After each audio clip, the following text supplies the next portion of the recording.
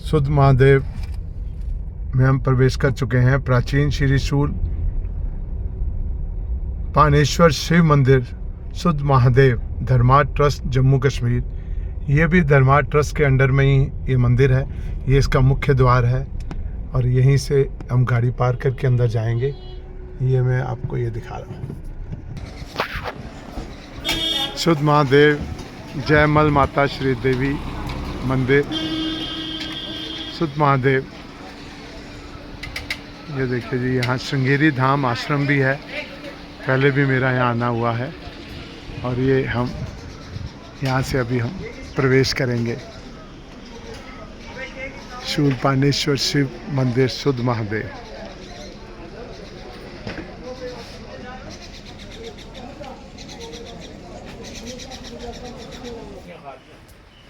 चलिए जी, हम मंदिर के ऊपर प्रवेश कर चुके हैं।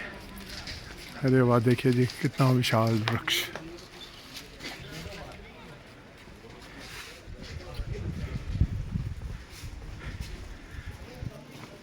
मैं बार बार आपसे बात करता हूँ कि जहाँ भी एक मंदिर होता है वहाँ सैकड़ों लोगों को रोज़गार मिलता है।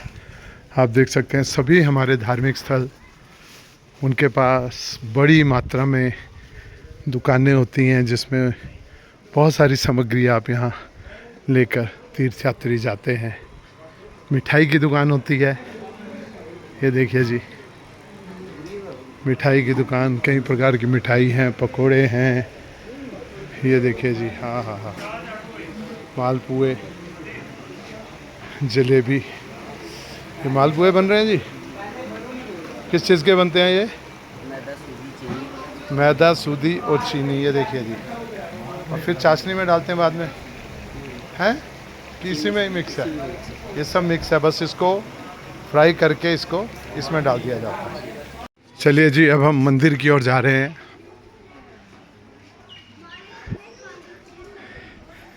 ये देखिए कितना सुंदर वृक्ष और उसके नीचे लोग बैठे हुए हैं। राजेश जी से सब मिलने के लिए यहाँ आ रहे हैं।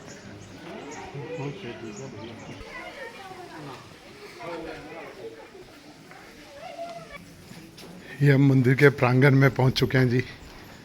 यहाँ भी देखिए, हर मंदिर में आपको इतनी बड़ी संख्या में दुकानों के अलावा बहुत बड़े विशाल वृक्ष भी मिलेंगे जी। जम्मू कश्मीर का जो राष्ट्रीय पेड़ है चिनार। अब हम पहुंच चुके हैं श्री शूल पानेश्वर मंदिर शुद्ध महादेव धर्मार्थ ट्रस्ट जम्मू कश्मीर। ये मंदिर का मुख्य द्वार है। यहाँ पूरा उसका विवरण आपको मिल जाएगा। इसकी पूरी जानकारी आपको दे दी जाएगी। शूल पानेश्वर शुद्ध महादेव मंदिर की महिमा। यह स्थान शुद्धांत नाम वाले राक्षस के कारण शुद्ध महादेव के नाम से प्रसिद्ध है। यह स्थान गौरीकुंड से 3 किलोमीटर और मानतलाई से 7 किलोमीटर पहले है। गौरीकुंड में नित्य प्रति स्नान करने के बाद गौरी पार्वती भगवान शंकर का ध्यान मग्न होकर उनकी पूजा करती थी, तो पास ही के स्थान नाडा का निवासी शुद्धांत राक्षस माता द्वारा की जाने वाली ध्यान साधना में विघ्न बाधा डालते हुए उन्हें तंग किया करता था। एक दिन अपने प्रति दुर्भावना रखने वाले दुष्टांत राक्षस के लिए आखिरकार ध्यानमग्न गौरी माता ने अपनी सुरक्षा के लिए भगवान शंकर से प्रार्थना की, तो हाथ में त्रिशूल लिए क्रोधावेश में प्रकट हुए भगवान शंकर ने त्रिशूल से उस राक्षस पर प्रहार किया, तो शुद्धांत राक्षस पृथ्वी पर गिर गया। प्रणांत समय उसने भगवान शंकर से प्रार्थना की कि आपके हाथों मेरी मृत्यु होने के कारण मेरा नाम भी आपके नाम से पुकारा जाए। तो भगवान शंकर ने उस परम भक्त की ऐसी विनती सुनकर भगवान आशुतोष ने उसकी प्रार्थना स्वरूप अंतिम इच्छा स्वीकार की। भगवान शंकर का त्रिशूल अभी भी इस मंदिर परिसर में गड़ा हुआ है। आप शंभू कही जाने वाली भगवान की मूर्ति भी इसी स्थान पर हल चलाने वाले उस समय के किसान को ही हल चलाते हुए मिली थी। इसी कारण से इस स्थान का नाम शुद्ध महादेव है। उमापति देव की जिसका विवरण पुराणों आदि में मिलता है, वह स्थान वहाँ स्नान करने के लिए विशेष महत्व है, जिसके कारण पापों से मुक्ति मिलती है। इस मंदिर का निर्माण चनैनी के प्रथम चंद्रवंशी राजा रामचंद्र जी ने 15वीं शताब्दी में करवाया था। ये बावली है जी यहाँ मंदिर के प्रांगण में। यहाँ सभी स्नान भी करते हैं और हाथ मुंह धोकर मंदिर में प्रवेश करते हैं। ये भी चंद्रवंशी प्रथम राजा द्वारा ही बनाई गई है। चलिए जी, मंदिर में हम प्रवेश करते हैं।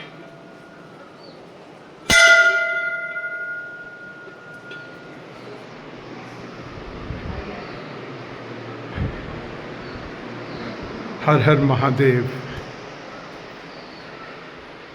राजेश गुप्ता जी हमारे साथ हैं, वो गाइड भी हैं इस मंदिर के बारे में, हमें पूरी वही जानकारी देंगे। ये देखिए जी, कुछ समाधियां हैं यहाँ। यहाँ पंडित जी हैं, राम राम जी, हर हर महादेव, संकट मोचन हनुमान जी।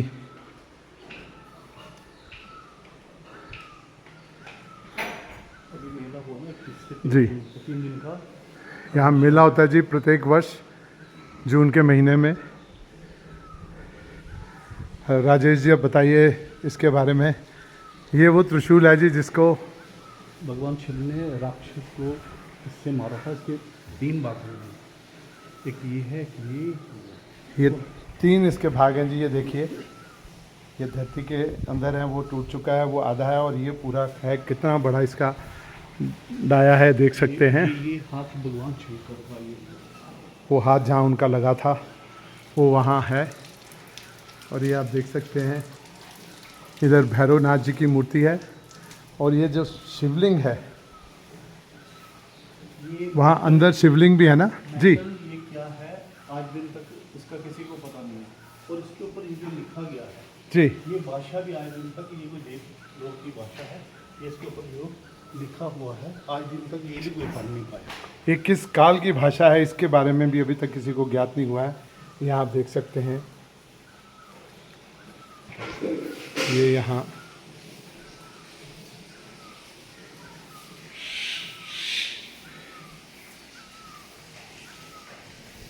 ये है जी भगवान शिव का त्रिशूल। 3 भागों में यहाँ रखा हुआ है और इसकी गहराई का भी अभी तक पता नहीं लगा है। ये प्राचीन शिव मंदिर, गणेश जी का मंदिर, ये प्राचीन शिव मंदिर है। आकृतियाँ देख सकते हैं इसका। ये सब बताते हैं कि सचमुच में कितनी प्राचीन है। गोरखनाथ जी का मंदिर है, इधर नंदी जी, इधर भगवान के गण हैं। स्ट्रक्चर ही बताता है कि ये मंदिर सचमुच में कितना प्राचीन है। लेकिन इसकी बहुत अच्छी देखभाल यहाँ का व्यवस्था जो है। ये 3000 साल पुराना मंदिर है जी। ये जो है ना, यहाँ पे भगवान शिव की मूर्ति है, ये त्रिशूल है। और ये आइए अंदर, यहाँ पे ये ज़मीन में से निकली हुई मूर्ति है, शिव परिवार। अच्छा जी, ये मूर्ति जो आप देख रहे हैं, ये पहले तो ये देखिए जी कितना सुंदर यहाँ ये मूर्तियाँ हैं। और उसके बाद ये जो सामने मूर्ति है, ये ज़मीन से निकले, हल चला रहा था एक ये जो, इंसान, और ये हल यहाँ पे लगी, उसके कारण ब्लड निकल गया इस मूर्ति से। अच्छा, तो फिर जाकर उसने देखा कोई जीव जंतु कोई मेरे से शायद आ गया, सच्चे सुच्चे लोग थे, सतयुगी जमाना था। तो उन्होंने फिर ये खुदाई की इसकी खुदाई में, जब देखा तो नीचे ये भगवान शिव की मूर्ति। फिर मूर्ति उठाई, चनैनी में 52 पीढ़ी राज हुआ है, 52 जनरेशन। चनैनी वाले राजा साहब को बताना पड़ता था इस इलाके में कुछ भी कोई होता था। तो एक यहाँ के जो जिनको मूर्ति मिली थी उन्होंने अपने पीठ पे उठाई, तो चले गए। यहाँ जैसे बताया जाता है, पंडित जी से भी बात करेंगे, वो यहाँ पे विश्राम करने लगे। विश्राम किया और चनैनी लेके राजा साहब के महलों में इसको पहुँचाना था। इतनी देर में दूसरे दिन इसे उठाने लगे तो ये मूर्ति उठी। फिर राजा जी को कहते हैं कि सपने में ये हुआ कि नहीं, यहाँ पे ही मेरा मंदिर जो है वो बना दिया जाए।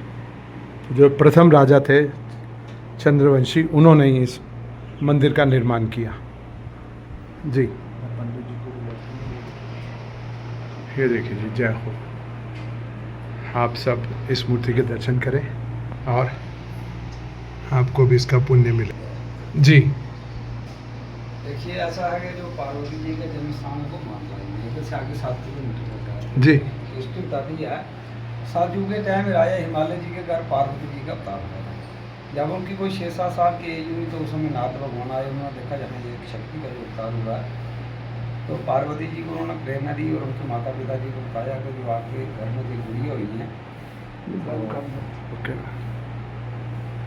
जी उनको शंकर जी की आराधना करनी पड़ेगी। हाँ जी तो बताते हैं कि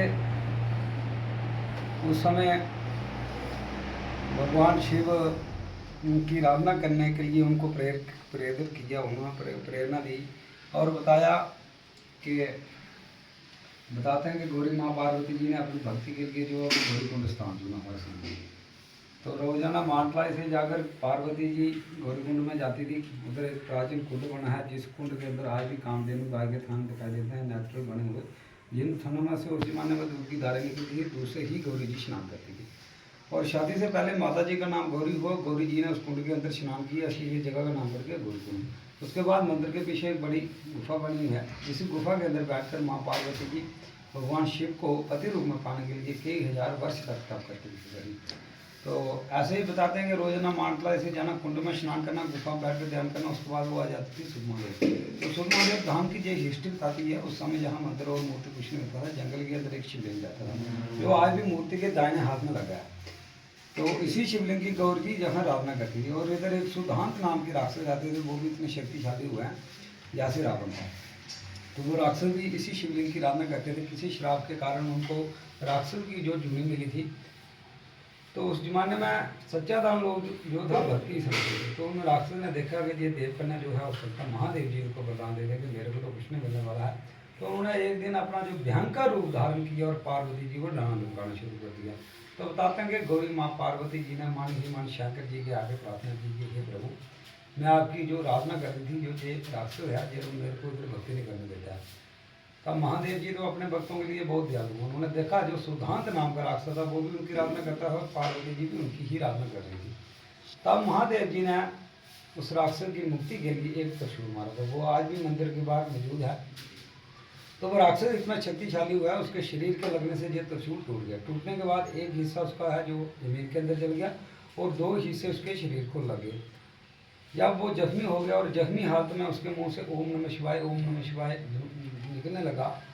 और बताते हैं कि महादेव जहाँ प्रकट होकर उस अपने भक्त को पूछने लगे कि हे भक्त, तू क्या चाहता है? अगर के जीवित होना चाहता है वो भी कर सकता हूँ, जो और तेरे मन की इच्छा कोई है तो बता। तो बताते हैं कि सुधांत नाम के जो राक्षस थे, उन्होंने जख्मी हालत में शंकर जी के आगे प्रार्थना की कि हे प्रभु, अंत टाइम में आपके दर्शन और आपके हाथों से मुक्ति, तो इससे ज़्यादा और कुछ नहीं चाहिए। अब महादेव जी ने बताते हैं उनको फिर पूछा कोई ना कोई जो आप वरदान मांगने चाहते हो तो मांग लो। तो बताते हैं कि उन्होंने ये वरदान मांगा कि हे प्रभु, कोई ऐसा वरदान दे दो आने वाले टाइम मेरे को कोई पापी ना बोले। तब महादेव जी ने उनको वरदान दिया कि ठीक है, ऐसा होगा तो पहले आपका नाम लिया जाएगा, उसके बाद मेरा सुधांत महादेव, सुधांत हो गया रात को महादेव भगवान शंकर, तो तभी जगह का नाम पड़ गया शुद्ध महादेव। और उसके बाद इस त्रिशूल की भी एक बहुत बड़ी महानता है कि इसकी धातु का आयदा किसी को मालूम नहीं है, किसी धातु से बना हुआ। और साथ में जो लास्ट का हिस्सा है त्रिशूल का, तो उसके ऊपर शंकर भगवान जी के हाथ की जो ग्रिप आज भी दिखाई देती है बनी हुई, और उस ग्रिप के ऊपर सामने एक लिपि लिखी जाती है जिसका आयदा का मालूम नहीं हुआ कि किस भाषा में लिखा हुआ है। जैसे मान के चलते हैं आज से 3000 या 4000 साल पहले ब्रह्मी लिपि भाषा का प्रयोग किया जाता था, ये उससे पहले का कुछ लिखा है ऐसा माना जाता है। और उसके बाद इस मंदिर की सबसे विशेष बात यह है कि जो हम इधर महादेव जी को जलदार करते हैं इस मंदिर के अंदर, तो उसके जल का रहस्य का आयदा किसी को मालूम नहीं हुआ जल कहाँ जाता है। देखिए हम कहीं भी शिव मंदिर में जाते हैं उधर महादेव जी को जलधारा की जाती है। उसके बाद जब लोग मंदिर की परिक्रमा करते हो शिव जी महाराज जी की, तो आदि की जाती है। जहाँ से बात जल क्रॉस होता है, नाली बनी होती है, तो उसको क्रॉस नहीं करते हैं। तो हमारे सुध महादेव धाम की ये हिस्ट्री बताती है कि जो मंदिर के अंदर आप सामने मूर्ति देख रहे हो, सेंटर में महादेव जी हैं, इधर ब्रह्मा जी और विष्णु भगवान। मूर्ति को 3 मुख बने हुए हैं, साथ में माँ पार्वती जी हैं, गणेश जी और नंदी जी हैं। ये मूर्ति जो है आज से 3000 वर्ष पहले किसी किसान को हल चलाते हुए ज़मीन के अंदर से मिली थी। और इस मूर्ति का ये रहस्य है कि बताते हैं कि एक किसान भाई हल चला रहा था, हल चलाते चलाते उसने देखा कि जो मूर्ति जो है जैसे हमारी मुंजी वाली ज़मीन है, उस मुंजी वाली ज़मीन के अंदर से ये प्रकट हुई थी। और उस समय इस मूर्ति के अंदर से कुछ ब्लड जो खून बाहर आ गया और उन्होंने देखा जो पानी पूरा लाल हो गया, देखा तो जो मूर्ति भगवान की उसको मिल गई। अब उस किसान भाई ने क्या किया कि इस मूर्ति को उठाया और जहाँ जो प्राचीन शिवलिंग था जिसकी गौरी जी आराधना करती थी, इधर ला के रख दिया। अब राजाओं के राज चलते थे, तो हमारे जहाँ के जो राजा थे वो चिनानी में रहते थे। तो माना जाता है कि उस समय उस किसान ने राजा जी के पास जाकर बताया कि महाराज हमें एक भगवान की मूर्ति मिली है, बताइए उसके बारे में क्या करना है। तो उन्होंने बोला कि इस मूर्ति को उठाओ और खिलानी में लाओ, हम इसका एक मंदिर का निर्माण करेंगे। तो बताते हैं कि उस समय यहाँ से जब ये मूर्ति उठाने लगे तो किसी से नहीं उठाई नहीं गई। तो राजे लोग थोड़े हठी होते हैं, उन्होंने बोला क्या मैं उठाई जाती है, मैं खुद आकर इस मूर्ति को उठा लेता हूँ। तो जब वो राजा जी आए, उन्होंने भी कोशिश की, जब उनसे भी नहीं उठाई गई तो बताते हैं कि भगवान शंकर जी ने आकाशवाणी की कि ये राजन, मेरे मंदिर का निर्माण जो है वो सूर्य महादेव धाम के अंदर ही होना चाहिए और उसके फलस्वरूप जो तेरी मन की इच्छा होगी पूरी होती रहेगी। तब उस समय बताते हैं कि चिनानी वाले राजों ने इस मंदिर का निर्माण करवाया। तो जब मंदिर निर्माण हो गया उसके बाद जब प्राचीन शिवलिंग के ऊपर लोग जल डाला लगे करना, ये किसी को मालूम नहीं हो रहा था जल कहाँ जा रहा है। तो उसके बाद राजा जी आए, उन्होंने दोबारा इधर सर्च की अपनी फौज को साथ लेके, तो कुछ इधर पानी के बैलर भरे जिसके अंदर दूध डाला और या रंग डाला होगा कि इस पृथ्वी की किसी कोने में ऐसा जल दिखाई देता कि नहीं, फिर भी उनको कोई जानकारी नहीं हुई। तो इस वजह से इस मंदिर की जो परिक्रमा वो पूरी की जाती है। और इस मूर्ति का भी एक अद्भुत रहस्य है। देखिए आप कहीं भी शिव मंदिर में जाते हैं तो जैसे हम भगवान शंकर जी के दर्शन करते हैं, उनकी जटाएं जो वो खुली रहती हैं, ये एक मुकुट वाली मूर्ति है। इसका ये रहस्य बताते हैं कि शंकर भगवान कैलाश पर्वत से जब शादी करने मानता जाए थे तो वो राजा बन के आए थे, तो राज रूप में जहाँ पे महादेव जी प्रकट हुए हैं, ऐसा जो माना जाता है। तो उसके बाद जैसे मैंने आपको जो बताया कि जल का कोई रस का पता नहीं चला, वैसे साथ में एक इधर धुना है प्राचीन, जो जहाँ के सबसे पहले महंतु हैं बाबा रूपनाथ जी। तो उन्होंने इधर एक धुना चेतन किया था तो उन्होंने इधर एक जिंदा समाधि ली है। तो महाराज जी ने जो धुना लगाया था, उस धुने का भी एक बहुत बड़ा रहस्य ये है कि उसके अंदर आज तक क्वांटलों के हिसाब से जो हमने लकड़ी जला दी, उसकी विभूति भी आज तक कभी बाहर नहीं निकाली। जैसे मान के चलते हो आप घर में कोई चूल्हा जलाते हो तो उसको 15-20 दिन के बाद साफ करना पड़ता है। तो इस धुने के अंदर जो क्वांटलों के हिसाब से आज तक लकड़ी जलाई, उस धुने की विभूति जो है बीच ही समा जाती है। जैसे मंदिर के जल के रस का किसी को मालूम नहीं हुआ, वैसे ही इस धुने के अंदर जो विभूति होती है वो बीच में ही समा जाती है। और उसके बाद आगे मानतलाई है। तो मानतलाई में पार्वती जी का जन्म स्थान तो है ही। तो मंदिर के साथ में एक बड़ा तालाब बना है। तो जैसे देखिए आज भी हमारे सनातन धर्म के हिसाब से हम जब किसी लड़की की शादी करते हैं तो उस जगह पे एक घावड़ कुंड बनवाया जाता है। उसके बाद जो शादी के लामा फेरे वगैरह होते हैं, तो वैसे ही मानतलाई में भगवान शिव और पार्वती जी का जब विवाह हुआ था तो उस जमाने का वहाँ भी एक हवन कुंड आज भी मौजूद है। तो जब उस कुंड को साफ किया गया, उस कुंड के अंदर से कुछ जल की धारा बाहर निकल आई और आज उस कुंड के अंदर लोग नहाते हैं। नहाने का बहुत बड़ा महत्व है। तो हमारे सूर्य महादेव आने का एक ही मकसद है, जहाँ नहाने का ही महत्व है। जैसे मानिए कि आप गंगा में जाते हैं, उधर जाकर गंगा मैया में जाकर डुबकी नहीं लगाई, जाने का कोई फायदा नहीं होता है। तो वैसे ही सूर्य महादेव आने का एक ही मकसद है, जहाँ नहाने का ही महत्व है। जैसे भगवान शिव और पार्वती जी का विवाह पूर्ण हो गया, जब इधर से वो जाने लगे तो गौरी पार्वती जी ने शंकर जी के आगे प्रार्थना की कि हे प्रभु, मेरे मायके के लोग हो सकता कोई 4 धाम तीर्थ करने गंगा हरिद्वार ना जा पाएगा, तो उसके लिए कुछ इधर ऐसा होना चाहिए। तब शंकर जी ने इधर 2 देवका नदियों की प्रगति की, जैसे गोकर्ण देवका है और जो गौरीकुंड मंदिर के बाहर से निकलती है जिसका नाम है ओमा नदी, माँ पार्वती जी के नाम पे है।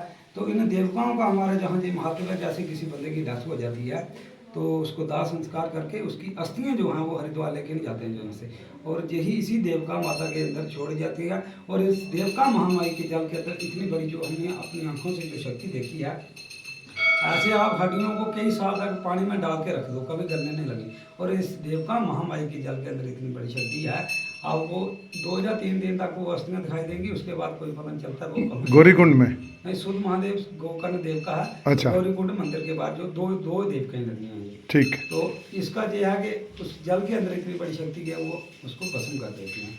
और दूसरा, इसको दूध की गंगा भी कहा गया। जैसे देखिए कभी भी बारिश होती है तो नदी नालों में पानी जो है कई दिनों तक खराब चलता है, और इस देवका महामाई के अंदर कभी भी जल कभी जोर की बारिश हो जाएगी तो 1-2 घंटे के लिए पानी खराब होगा, उसके बाद बिल्कुल निर्मल जल जो दूध जैसे चलता रहता है। तो इसलिए इस देवका का भी बहुत बड़ा महत्व है। यही देवका नदी सूर्य महादेव से और गौरीकुंड से प्रकट होकर नीचे बिनी संगम, जहाँ शंकर जी की बरात होती थी कैलाश पर्वत से आगे, तो तभी के साथ ये अटैच हो जाती हैं। उसके बाद यही देवका महामाई उधमपुर में जाकर प्रकट होती है। उसके बाद यही देवका महामाई उत्तरवाणी प्रमंडल में इसका ही प्रगति होती है। उसके बाद यही देवका महामाई हरिद्वार गंगा माता के साथ इसका लिंक हो जाता है, ऐसा माना जाता है। बोल शंकर भगवान की जय, शुद्ध महादेव की जय, उमापति महादेव की जय, हर हर महादेव। बहुत बहुत धन्यवाद जी, बहुत महत्वपूर्ण जानकारी पंडित जी ने हमें दी और मैं हार्दिक धन्यवाद करता हूँ। सभी भक्तों से निवेदन करता हूँ कि आप जब भी वैष्णो देवी आएँ, आप शुद्ध महादेव के दर्शन करने, अपना गौरी कुंड के दर्शन करने और माँ पार्वती का जो जन्म स्थान है मानतलाई, वहाँ अवश्य आएँ। मैं निर्मल रतनलाल वैद्य आप सबसे प्रार्थना करता हूँ कि आप मेरे चैनल के साथ जुड़े रहें। मैं इसी प्रकार से भारत के जो अद्भुत स्थान है उस सब के बारे में आपको जानकारी देता रहूँगा और आप मेरे चैनल से जुड़िए। बहुत बहुत धन्यवाद। हर हर महादेव। ये धुनी है जी, प्राचीन धुनी। इसमें लगातार कई वर्षों से इसी प्रकार से समिधा जो है जल रही है, लेकिन इसमें से कभी भी राख नहीं निकाली जाती। और ये कहाँ जाती है, जैसे पंडित जी ने बताया, ये सचमुच में किसी को भी नहीं पता। यही धुनी है ना जी, और आग निकालते नहीं कभी भी, आग भगवती या बीच में समा जाती है, बाहर नहीं निकालते हैं जी। जय हो जी। ये यहाँ जो बाबा गोपाल दास जी और उससे पहले सबसे पुराने ये संत थे जिन्होंने जिंदा समाधि ली। उसके बाद बाबा भूतनाथ जी, बाबा धुनीनाथ जी, इन सब ने शरीर छोड़ा। यहाँ नंदी की एक बहुत ही अच्छी अद्भुत प्रतिमा है जिसका हम दर्शन कर रहे हैं। और उसके साथ ये दूसरा एक सामने ही मंदिर है, मंदिर गोरखनाथ जी का।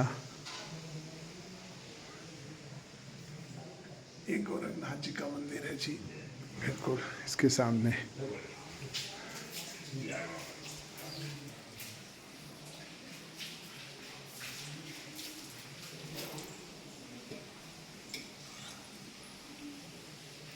बाबा भैरवनाथ जी।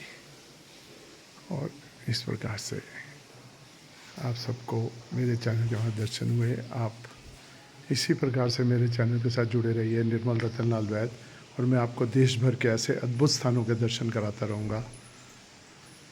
ओम नमो शिवाय।